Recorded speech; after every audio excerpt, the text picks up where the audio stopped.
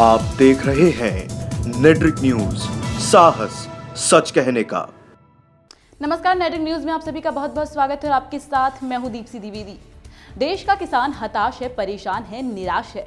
कभी कुदरत का कहर तो कभी कर्ज की माफ। किसान बदहाली से उभर ही नहीं पा रहा है और उस पर सियासतदारों की वादा खिलाफी किसानों को कचोट रही है।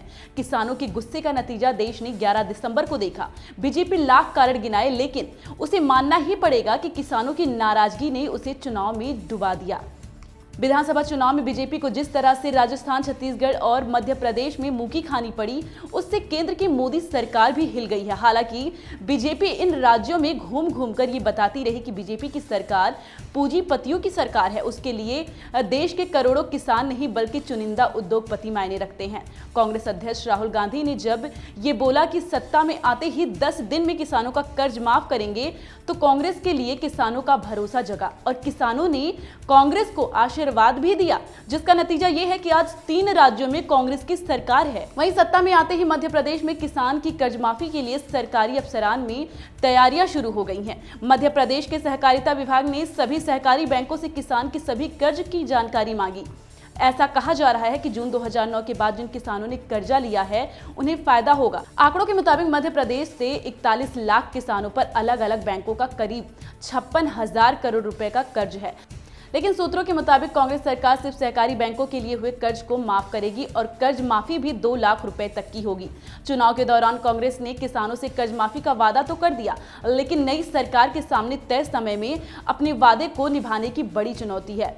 राहुल गांधी ने सरकार बनने के 10 दिन के भीतर कर्ज माफी का ऐलान किया था। ऐसे में अफसर पूरी प्रक्रिया को जल्द से जल्द पूरा करने में जुटे हैं। इसके साथ ही लोगों के मन में एक प्रश्न ये भी उठ रहा है कि केवल फसलों के लिए लिया गया कर्ज माफ किया जाएगा या फिर किसानी से जुड़े उपकरण संबंधी लोन भी इस दायरे में आएंगे। अगर दोनों तरह के कर्ज माफ किए जाएंगे तो सरकारी खजाने पर भार और भी बढ़ सकता है। आपको बता दें कि पंजाब में 14 महीने पहले ऋण माफी की प्रक्रिया शुरू हुई थी, लेकिन अब तक सिर्फ 20% किसानों का ही कर्ज माफ हो पाया है।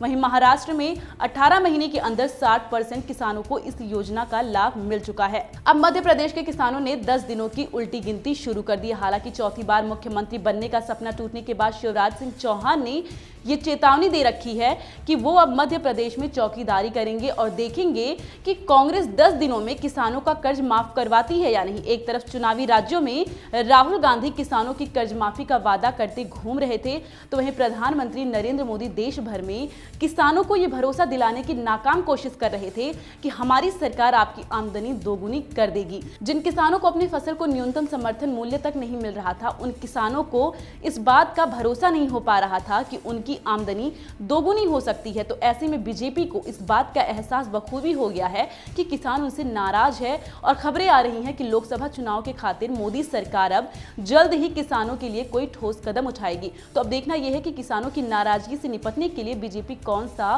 ब्रह्मास्त्र चलाएगी। अभी के लिए इतना ही, लेकिन देश दुनिया की तमाम खबरों से अपडेट रहने के लिए सब्सक्राइब करें हमारे चैनल नेट्रिक न्यूज को। और आपको हमारा ये वीडियो पसंद आया हो तो लाइक कमेंट भी जरूर करें। नमस्कार। हमारे साथ जुड़े रहने के लिए हमारे YouTube चैनल को सब्सक्राइब करें, साथ ही बेल आइकन को दबाएं। नेट्रिक न्यूज की खबरें सबसे पहले देखने के लिए।